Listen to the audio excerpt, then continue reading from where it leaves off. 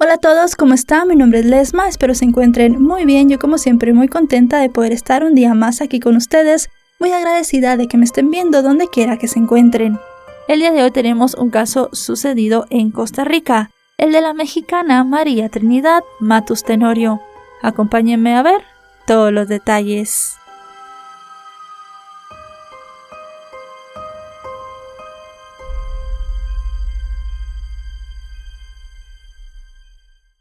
María Trinidad Matus Tenorio nació el 31 de enero de 1993 en el municipio de Tehuacán, en el estado de Puebla, en México. Pertenecía a una familia de respetados abogados y empresarios de la localidad. Creció al lado de su madre, Gabriela Tenorio, su padre y su hermana, cuyos nombres se desconocen. Por razones que no han trascendido, la familia se radicó en la Ciudad de México, capital del país azteca. Desde pequeña, María mostró un interés particular por la música. En las fiestas familiares solía cantar y bailar, por lo que su madre estaba segura de que cuando creciera sería una gran artista. Sus familiares la describieron como una jovencita siempre dispuesta a ayudar a los demás y de gran corazón. Afirmaron que ella valoraba más que nada las pequeñas cosas de la vida y que era amante de la naturaleza. En especial sentía fascinación por el mar.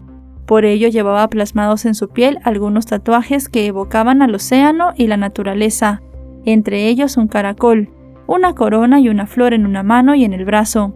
Su espíritu libre le ganó el apodo de Marmaid, una combinación de su primer nombre María y la palabra sirena en inglés. La joven sentía una particular atracción por estos seres mitológicos, mitad humano y mitad pez, lo que les daría libertad para desplazarse a través de los mares. En algunas de las fotografías que compartió en sus cuentas de redes sociales, se le puede ver vestida como este personaje, con una ceñida pieza que simulaba la larga cola de una sirena. Quienes conocieron a María señalan que la joven era muy segura de sí misma y tenía un carisma impresionante. Todos coinciden en que disfrutaba mucho de posar para las fotos, cantar y componer canciones. Además, siempre tuvo claro que lo de ella era la música, de manera que tras terminar la secundaria, inició sus estudios universitarios en composición clásica, canto y jazz.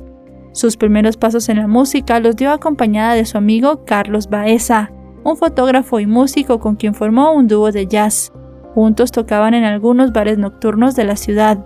Pese a que finalmente empezaba a cristalizar su sueño, las cosas no siempre habían sido de color de rosa para la aspirante a cantante. Cuando apenas tenía 18 años, se dice que fue víctima de un intento de abuso sexual por un músico llamado Belisario Suárez, con quien la joven llegó a compartir escenario con una banda musical a la que ambos pertenecían. Al parecer una noche durante un concierto, el sujeto la llevó hacia la parte de atrás de la tarima y comenzó a besarla a la fuerza. También intentó quitarle la ropa. Ella logró zafarse y escapar. María no comentó nada sobre ese incidente hasta julio de 2018, cuando decidió compartir la historia a través de Sirena Sirena, una de sus cuentas en redes sociales. La publicación generó muchos comentarios entre sus conocidos y seguidores, al punto que el supuesto agresor le pidió disculpas. Para ese mismo año, la muchacha fundó un proyecto musical llamado Marmaid, como su apodo, y decidió emprender vuelo con estreno de su primer sencillo, llamado Perdí las flores. Más tarde grabó su segundo sencillo, titulado Ultraviolent, cuyo significado en español podría ser ultraviolento. Una canción que según la cantante le recordaba los atardeceres de Tulum en compañía de su pareja, cuyo nombre no fue revelado. Respecto a su concepto musical, María expresó en algunas entrevistas que los elementos que incluía en su proyecto siempre estaban relacionados con su gusto por las sirenas y el mar, y que su estilo era una mezcla de música electrónica, pop, hip hop y R&B. La joven también se desempeñaba como DJ y bailarina, y aunque apenas estaba comenzando su carrera, algunos la consideraban una artista integral, con un futuro prometedor. Para mediados de agosto de ese año, tenía previstas varias presentaciones en Ciudad de México para impulsar su carrera artística, entre ellas el Rockmore Club de Música de Polanco, en el Bar Doberman, y además cerraría el mes con una actividad en la Biblioteca Vasconcelos. Pero antes de comenzar esta gira, María, que tenía 25 años en ese momento, decidió tomarse unas vacaciones y visitar otro país, pues ese era otro de sus grandes sueños, darle la vuelta al mundo y conocer otras culturas. Buscó información sobre lugares particularmente conocidos por sus costas, y fue así como decidió viajar a Costa Rica, pues lo consideró un país rodeado de mucha naturaleza y paz. El 26 de julio de 2018 publicó en sus redes sociales una fotografía en la que se despedía de familiares en el aeropuerto antes de partir al país centroamericano. Era la primera vez que viajaría sola y eso la asustaba un poco, pero estaba feliz de emprender una nueva aventura. Junto a la imagen compartió un mensaje en el que expresaba su alegría, pues finalmente podía cumplir su sueño de viajar sola, para, tal y como ella expresó, llenarse de naturaleza. La publicación también incluía el eslogan del país centroamericano, Costa Rica, pura vida, una frase que más tarde se convertiría en una amarga ironía para su familia y amigos, quienes la vieron partir por última vez a un viaje que duraría semanas, sin imaginar que sería la última despedida. Ese 26 de julio la chica arribó a su destino en el Aeropuerto Internacional Juan Santamaría de San José, donde llegó llena de sueños. Tenía en mente conocer muchos lugares y hacer nuevas amistades. Entre el grupo de personas que conoció durante sus primeros días en Costa Rica estaba una joven de origen británico de apellido Moorhouse, con quien conectó rápidamente y se hicieron casi inseparables. María disfrutó algunos días en la Fortuna de San Carlos en Alajuela y luego partió a Cobano, una región de gran atractivo turístico por sus hermosas playas bañadas de sol tropical. Estaba feliz e ilusionada con esa experiencia fuera de su casa.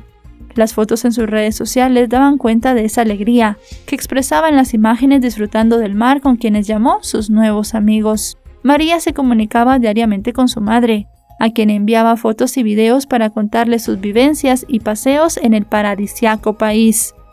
Tal parecía que todo estaba marchando a la perfección, como la joven lo había soñado. El último mensaje que Gabriela recibió de su hija fue la noche del 4 de agosto, en el que le dijo que iría a un bar con una amiga inglesa. Al parecer, tras compartir un rato agradable en el lugar, las jóvenes salieron alrededor de las 3 de la madrugada del 5 de agosto y decidieron caminar por la playa del Carmen de Santa Teresa de Cobano en Punta Arenas, ubicada al noreste de Costa Rica, pero los planes de María y su acompañante de disfrutar la brisa marina mientras conversaban tranquilamente fueron interrumpidos de forma abrupta, cuando dos hombres las interceptaron en medio de la soledad y la oscuridad de la madrugada, aparentemente con la intención de asaltarlas. Los sujetos forcejearon con ambas, pero la joven británica logró escapar y corrió a pedir ayuda a algunas personas que estaban cerca, entre ellas un oficial de seguridad del hotel donde se hospedaban. Mientras la británica buscaba ayuda, los dos sujetos, como medio de intimidación, amenazaron a María con meterla al agua. Acto seguido le quitaron mucho más que sus pertenencias. No se sabe a ciencia cierta cómo ocurrieron los hechos, pero presuntamente los agresores abusaron de ella, la golpearon y la metieron al mar hasta que la joven perdió la vida. Tras perpetrar el hecho, los delincuentes dejaron el cuerpo sin ropa de María abandonado a la orilla de la playa, el cual fue hallado por los lugareños, que alertados por la joven inglesa llegaron poco después a la escena. Aunque no pudieron hacer nada por María, los vecinos se organizaron de inmediato e iniciaron su propia investigación. Gracias a la descripción dada por la chica británica, lograron identificar a través de las cámaras de seguridad de un hotel de la zona a un sujeto con la ropa mojada, que caminaba por el área esa madrugada. Los pobladores capturaron al sospechoso y, enardecidos por el crimen, lo golpearon y lo amarraron, e incluso lo despojaron de sus vestimentas. La fuerza pública tuvo que intervenir para preservar la integridad del sujeto y ponerlo bajo custodia policial. Las autoridades recuperaron el dinero y algunas pertenencias de las víctimas, las cuales este criminal tenía en su poder. El hombre fue posteriormente identificado como Joel Esquivel Cerdas. Los oficiales trasladaron el cuerpo de María al Complejo de Ciencias Forenses de Costa Rica para practicarle los análisis forenses correspondientes y determinar la causa de su muerte. Aunque se desconocen los resultados exactos del estudio forense, según posteriores investigaciones, se presume, como ya dijimos, que los atacantes habían abusado de la joven y que luego la habían ahogado en el mar. La amiga de María y testigo del hecho señaló al detenido como uno de los atacantes, a quien acusó de haberle tocado los genitales durante el asalto. 3 horas después de la captura de Joel, el director del Organismo de Investigación Criminal, OIJ, Walter Espinosa, anunció la aprehensión de otro presunto sospechoso, identificado como Francisco Mendoza Benavides, quien tenía antecedentes por robo y hurto. Ambos fueron llevados ante el juzgado penal, donde el OIJ los acusó de los delitos de homicidio calificado y abuso sexual, en perjuicio de María y también de la turista británica. El organismo solicitó prisión preventiva para ambos. Ellos negaron los cargos. Sin embargo, el tribunal solo impuso la medida cautelar a Joel por un periodo de 3 meses, mientras que Francisco fue puesto en libertad sin medidas, al considerar que no había suficientes pruebas que lo vincularan con el hecho. La fiscal general Emilia Navas advirtió que el hombre había sido liberado, pero que se continuaba con el caso, y ella solicitaría nuevamente una medida cautelar en su contra en una nueva audiencia. La trágica noticia de la muerte de María le llegó a sus familiares unas horas después, de boca del administrador del hotel donde se hospedaba, quien había contactado a la hermana de la joven, luego de indagar en sus contactos de una conocida red social. La muchacha no podía creer lo que le había pasado a su hermana. Inmediatamente, con la ayuda de su novio, llamó al encargado del hospedaje, quien le confirmó la trágica noticia. Con el celular en la mano y sin saber cómo decírselo a su madre, la chica rompió en llanto, y en medio de sollozos le informó lo que había pasado. Gabriela nunca podrá olvidar ese momento, en el cual sintió que su corazón se rompía en 1000 pedazos.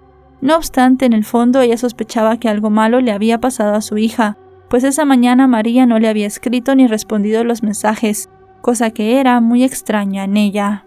Los familiares de María se trasladaron de inmediato a Costa Rica, donde fueron atendidos por la Cancillería, e hicieron todos los trámites para reclamar el cuerpo y pedir justicia. Luego de darse a conocer el triste final de la joven mexicana a través de las redes sociales, se generaron opiniones y señalamientos de internautas que culpaban a la víctima de su desenlace fatal, pues advertían que no debió viajar sola.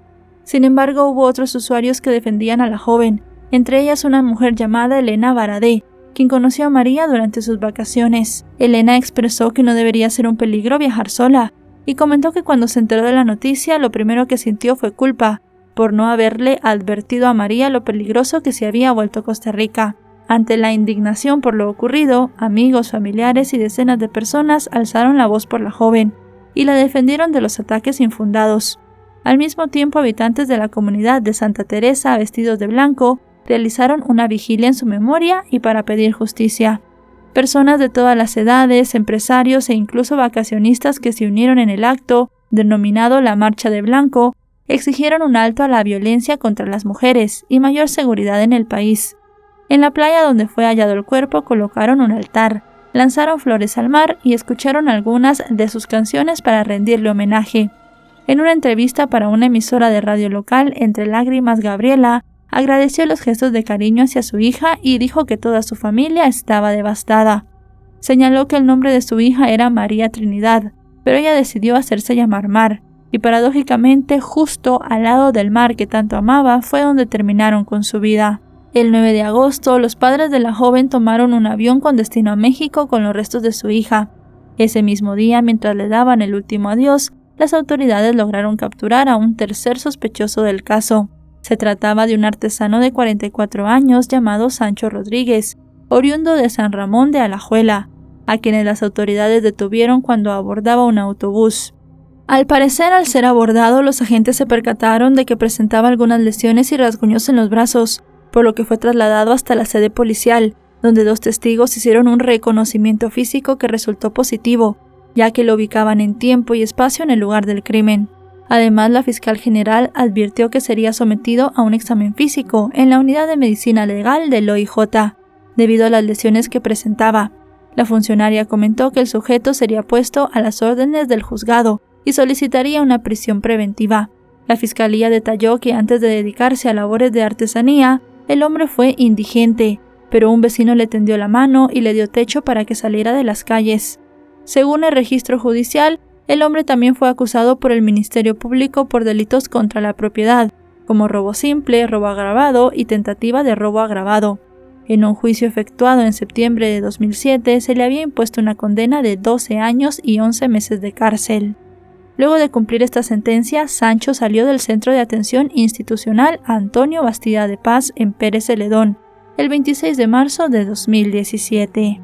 La fiscal destacó que desde que se tuvo conocimiento del hecho se realizó un trabajo exhaustivo para identificar a los sospechosos y recabar las pruebas que permitieran establecer su responsabilidad en el crimen. También confirmó que las indagaciones en contra de los otros 2 sospechosos seguían abiertas. El caso de María se sumó a otro ocurrido en el país en menos de 24 horas, el cual involucró a una turista española de nombre Arantxa Gutiérrez López, de 30 años, quien falleció en Tortuguero, aparentemente sofocada durante un ataque sexual a manos de un hombre originario de Nicaragua llamado Alvin Díaz, quien se encontraba detenido para ese momento. Ambos crímenes generaron conmoción en toda Costa Rica, donde una multitud de movimientos feministas con pancartas en mano y entonando cánticos y consignas contra la violencia se reunieron en la Plaza de la Cultura en San José para exigir mayores acciones del gobierno costarricense para frenar la violencia. Algunos manifestantes expresaron su descontento por la inseguridad reinante en el país. Entre quienes protestaron estaba una joven llamada Laura, quien exclamó que tenía derecho a estar libremente por las calles sin temor a que algo malo le pasara. Bajo el grito de "ni una menos", las mujeres exigieron su derecho a poder caminar libres y seguras por la ciudad.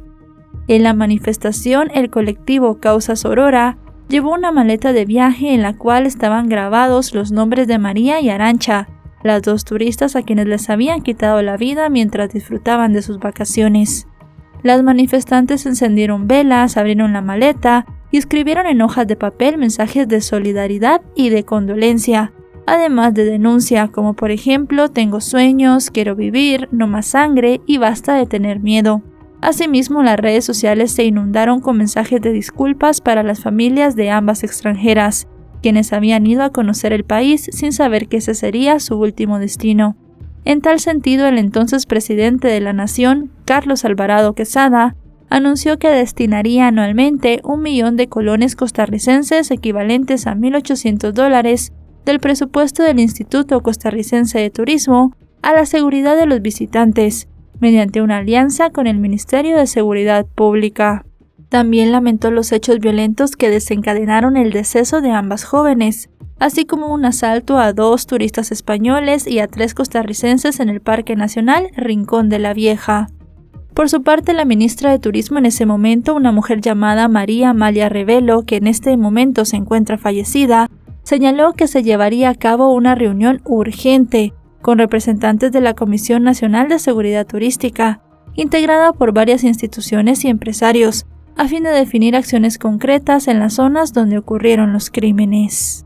Explicó que la dependencia que presidía reforzaría el apoyo ofrecido por el Ministerio de Seguridad Pública y velarían por la seguridad de los turistas a través de la policía, campañas informativas y la ayuda de la tecnología. La ministra agregó que entre las acciones a seguir estaban la dotación de equipos a la policía turística, así como materiales informativos y preventivos sobre seguridad hotelera, y consejos para un viaje seguro que serían distribuidos a los turistas cuando ingresaran al país. Aseguró que pese a los lamentables hechos, el instituto continuaba con la promoción turística de Costa Rica, país el cual, según cifras oficiales, cada año recibe a unos 3 millones de viajeros. Un año después, el 6 de agosto de 2019, la Fiscalía finalizó la acusación contra Joel y Sancho, imputados por arrebatarle la vida a María, y también por el abuso sexual de la turista inglesa. A petición del Ministerio Público, el Juzgado Penal de la Zona prorrogó la prisión preventiva de ambos acusados por 4 meses. La Fiscalía notificó a los familiares de la joven mexicana que contaban con 3 días para indicar si se iban a constituir como querellantes, es decir, si presentarían una acusación particular y si acudirían a una acción civil resarcitoria para reclamar una indemnización por daños y perjuicios. Pero no se encontró información con respecto a esto.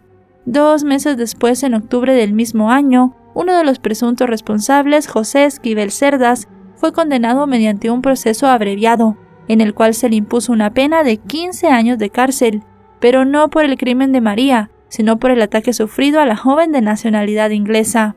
Cuando se cumplieron 2 años de la muerte de la joven mexicana, el 3 de agosto de 2020, comenzó el juicio por su causa.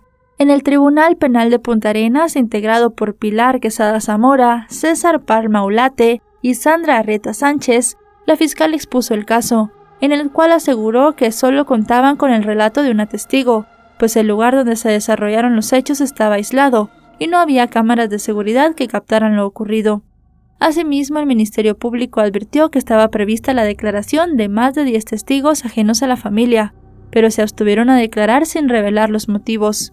De acuerdo con la acusación, el imputado Sancho había interceptado a ambas jóvenes con un objeto filoso de cocina para asaltarlas. Según la hipótesis de la fiscal, el acusado introdujo a María al mar para que no opusiera resistencia al robo, mientras que el otro imputado Joel sustraía los bienes de la otra víctima, quien logró escapar para pedir ayuda. Las autoridades presumían que en ese momento Sancho trasladó a la joven a unos 400 metros de ese sitio, para evitar ser observado por otras personas. Cuando ya estaba alejado, la despojó de parte de su ropa y la sumergió en el mar hasta que dejó de respirar. Luego de eso huyó del sitio con el teléfono celular de la víctima. Una semana después, el 10 de agosto, Gabriela, la madre de María, no estuvo presente en los tribunales, pero su testimonio fue leído a los jueces por la fiscal. En el escrito, la mujer señaló que sus vidas habían sido destrozadas por la tragedia y esperaba que el culpable recibiera su castigo. Refirió que lo que más le dolió era que su hija salió de México confiada en que iba a un país seguro, y no fue así. Agradeció a todas las personas que la apoyaron en Costa Rica luego del hecho, y que se habían mantenido en contacto con ella para saber del proceso, el cual esperaba que terminara con una condena para los acusados. Al igual que la madre, el Ministerio Público esperaba obtener una condena de al menos 30 años de cárcel, debido a que se trataba de un delito de homicidio calificado, con otro delito de robo agravado. Sin embargo, los resultados no fueron los esperados, ya que el principal acusado, Sancho Rodríguez, fue absuelto por el Tribunal Penal de Punta Arenas el 11 de agosto de 2020. Durante la lectura de la sentencia, los jueces señalaron que las pruebas aportadas por la acusación no eran suficientes para demostrar su culpabilidad, por lo que ordenaron su liberación. La jueza Pilar Quesada Zamora explicó que pese a que las circunstancias de tiempo y lugar estaban claras, la acusación no tenía claro cómo se había perpetrado el hecho, que pretendían atribuir al acusado, es decir, no había manera de demostrar sin duda razonable que Sancho le había quitado la vida a la joven la madrugada del 5 de agosto de 2018. Como era de esperarse, el fallo generó malestar, no solamente entre los familiares de la víctima, sino también en la población de Costa Rica, por lo que varias organizaciones feministas realizaron una manifestación, en la cual recolectaron firmas y solicitaron a la Fiscalía que apelara la resolución emitida. Gabriela dijo en una entrevista al diario La Teja que la resolución de los jueces dejaba impune la muerte de su hija y en libertad a un cobarde delincuente.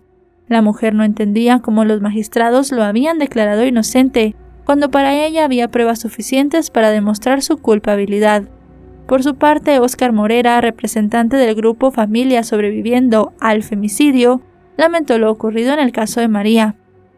El activista calificó de inaceptable que para cualquier padre o familiar de una víctima, el sistema de justicia, por su inoperancia y falta de capacidad, no lograra honrar la memoria de la persona y darle un cierre a sus dolientes. Aunque la Fiscalía Adjunta de Punta Arenas presentó una apelación ante el Tribunal de Apelación de la sentencia, el máximo órgano del Poder Judicial rechazó la solicitud en marzo de 2021. Tras conocer sobre la negativa de reabrir el proceso, el Ministerio Público se comunicó con la familia de la joven para decirle que ya no se podía hacer nada más, y les advirtió que contaban con 15 días hábiles para interponer por sus propios medios un recurso de casación contra lo resuelto por el Tribunal de Apelación.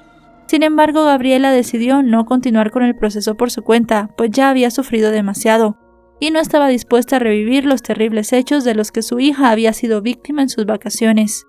Pese al rotundo fracaso del caso, la Fiscalía dijo que al menos el acusado Joel había sido condenado a 15 años, tras aceptar los cargos de tentativa de homicidio, robo agravado y abuso sexual, en perjuicio de la turista que acompañaba a María esa noche. El caso tuvo gran repercusión dentro y fuera de Costa Rica, no solo por el hecho de que la joven extranjera perdió la vida en un acto violento cometido en el territorio, sino porque jamás tendrá justicia. Este caso fue especialmente escandaloso, por ser Costa Rica un país con gran potencial turístico. El trágico final de María Trinidad Matus Tenorio, quien salió de su país cargada de sueños e ilusiones, no marcó solamente para siempre su familia y amigos, sino también puso en relieve, por un lado, las debilidades de las instituciones encargadas de proteger a los ciudadanos y de impartir justicia. Por otra parte, el crimen avivó el debate sobre los riesgos potenciales a los que estamos expuestas las mujeres cuando viajamos solas a países desconocidos, con las redes sociales como escenario de quienes prefieren responsabilizar a las víctimas en lugar de los victimarios, y también para las voces que condenan la violencia y claman por un mundo más seguro para todos, especialmente para los más vulnerables. Y bueno, chicos y chicas, hasta aquí el video de hoy. Un caso muy triste, muy impactante, una vida que se pierde, pero más impactante aún porque la familia de María no va a tener justicia. Las personas que le hicieron esto no van a ir a la cárcel por el crimen. Hay un implicado en la cárcel, pero por otra situación que al final fue la misma situación en la cual ella perdió la vida.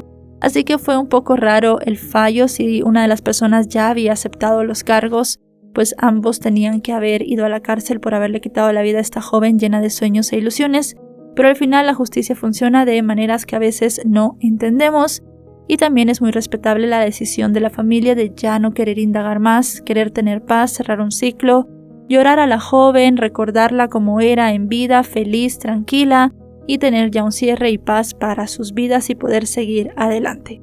Al final es lamentable que la justicia no funcionara como tenía que hacerlo. Si este video les ha parecido informativo, recuerden dejarle un me gusta, recuerden suscribirse si no lo están. Actualizo 3 o 4 veces por semana y si están suscritos les llegará una notificación cada vez que yo suba un video. Me pueden seguir en otras redes sociales, aparezco como LesmaVR en Facebook, Twitter, Instagram y TikTok. Ahora sí, nos vemos hasta otro caso. Adiós.